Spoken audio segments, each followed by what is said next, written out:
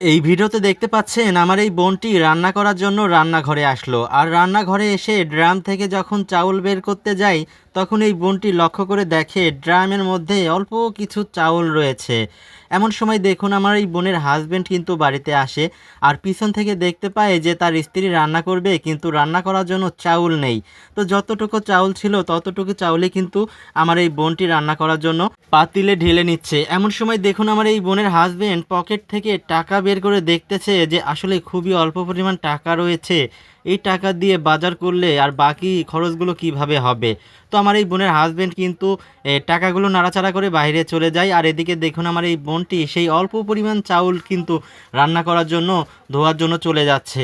একটা কথা বলতেই হয় ভাই, যাদের অভাবের সংসার তারাই কিন্তু বোঝে এই জিনিসটা কতটা কষ্টের। তো দেখুন আমার এই বোনটি সেই অল্প পরিমাণ চাউল পাতিলের মধ্যে নাড়াচাড়া করে সুন্দর করে ধুয়ে নিচ্ছে। আসলে একটা কথা বলতেই হয়, আমার এই বোনটি কিন্তু অনেক ধৈর্যশীল এবং সে কিন্তু খুবই সাংসারিক একটা মেয়ে। তা না হলে এরকম অভাবের সংসারে কিন্তু অনেক মেয়েরা থাকতে চায় না। অনেক মেয়েরা আছে দেখবেন স্বামীর সংসারে কোনো কিছুর অভাব নেই, তারপরেও কিন্তু তারা ঠিকমতো সংসার করতে চায় না, অন্য ছেলেদের সঙ্গে সম্পর্ক তৈরি করে তাদের সঙ্গে চলে যায়। তো আমার এই বোনটি কিন্তু দেখুন চাউলগুলো ধুয়ে নিয়ে যখন এই রান্নাঘরে দেখুন চুলার উপরে বসিয়ে দেবে, তখন কিন্তু আমার এই বোনের স্বামী দৌড়ে পিছন থেকে এসে তাকে ডাক দিয়ে বলে, এই যে দেখো আমি অল্প পরিমাণ চাউল কিনে নিয়ে এসেছি।